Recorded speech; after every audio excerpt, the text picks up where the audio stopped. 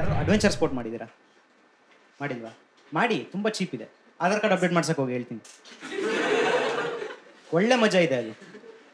ನಂದು Aadhaar card update ಮಾಡ್ಸಕ್ಕೆ ಹೋಗಿದ್ದೆ, ಯಾಕೆಂದರೆ ಹಳೆ ಫೋಟೋದಲ್ಲಿ ಕಳ್ಳನ ಥರ ಕಾಣ್ತಿದೆ. ಯಾರು ಹೇಳಂಗಿಲ್ಲ ಯಾವಾಗಲೂ ಹಂಗೆ ಕಾಣ್ತಿದ್ಯಾ ಅಂತ, ನನಗೆ ಬೇಜಾರಾಗುತ್ತೆ. ನಾನು ಆಧಾರ್ ಪೋಸ್ಟ್ ಆಫೀಸ್ ತುಂಬ ಚಿಲ್ ಜಾಗ, ವಿಚಿತ್ರ ಶಾಂತಿ ಇರುತ್ತೆ ಅಲ್ಲಿ. ನಿಮಗೆ ಹೋದಾಗಲೇ ಅನ್ಸುತ್ತೆ ಇಲ್ಲಿ ಗಾಳಿಲಿ ಏನೋ ಇದೆಯಲ್ಲ ಅಂತ. ನಾನು ಹೋಗಿದ್ದೆ, ಅಲ್ಲಿ ಅಪ್ಡೇಟ್ ಮಾಡ್ತಾನಲ್ಲ ಆಧಾರ್ ಕಾರ್ಡು, ಅವ್ನು ಲಂಚ್ ಬ್ರೇಕ್ ಹೋಗಿದ್ದ.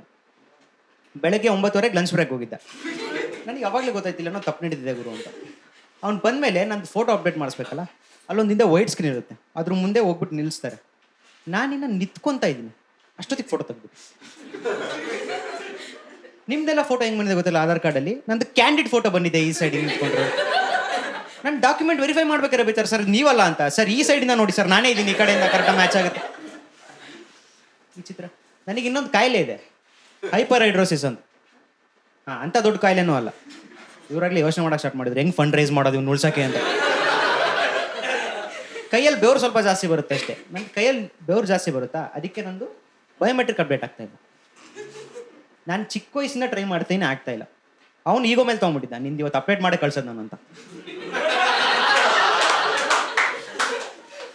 ನಾನು 1 ಗಂಟೆಯಿಂದ ಕುತ್ಕೊಂಡಲ್ಲಿ ಕೊಡ್ತಾನೆ ಇದ್ದೀನಿ, ಬರ್ತಾ ಇಲ್ಲ. ಅವನು ಈ ಬೆರಳು ಬೇಡ ಬೇರೆ ಬೆರಳು ಅಂತೇನೆ, ಕೈದೆಲ್ಲ ಮುಗ್ದೋಯ್ತು, ಕಾಲಿಂದ ಒಂದು ಉಳಿದೆ ನಂದು. ಇವಾಗ ನನ್ನಿಂದ ಒಬ್ರು ಅಂಕಲ್ ನಿಂತಿದ್ರು, ಅವ್ರು ಒಳ್ಳೆ ಸಜೆಷನ್ ಕೊಟ್ಟರು, ಹೋಗ್ಬಿಟ್ಟು ಸಿಮೆಂಟಿಗೆ ಬೆರಳು ಉಜ್ಜು ಬರುತ್ತೆ ಅಂತ. ಇಷ್ಟೋ ತನಕ ಬೆವ್ರು ಬರ್ತಿದೆ, ಇವಾಗ ರಕ್ತ ಬಂದ್ಬಿಟ್ರೆ ಹಾಕ್ಬಿಡ್ತೀನಲ್ಲ ಸಿಸ್ಟಮ್ಗೆ, ಪ್ರೀಮಿಯಂ ಅಪ್ಡೇಟ್ ಆಗ್ಬಿಡ್ಲಿ ಆಧಾರ್ ಕಾರ್ಡ್ ನಂದು. ಇನ್ನೊಂದ್ಸರಿ ಯಾರು ಕೇಳಬಾರ್ದು ಜೀವನದಲ್ಲಿ ನನಗೆ ಅಪ್ಡೇಟ್ ಆಗಿದೆ ನಿಂದು ಆಧಾರ್ ಕಾರ್ಡ್ ಅಂತ.